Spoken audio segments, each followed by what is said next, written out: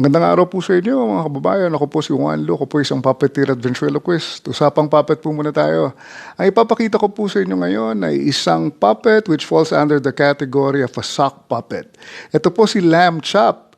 Ito po ay pinasikat ng isang batikan at napakagaling na ventriloquist, the late Shari Lewis.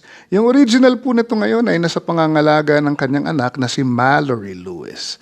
Say hello, Lamb Chop. Hello, Lamb Chop. Hi, everyone. Lamb Chop, Lamb Chop, Lamb Chop. Alright, ito pong particular na puppet na ito ay nabili ko sa Japan when I attended the Japanese Ventriloquist Association Convention. Oh, yeah, that's right. Japan. Arigato.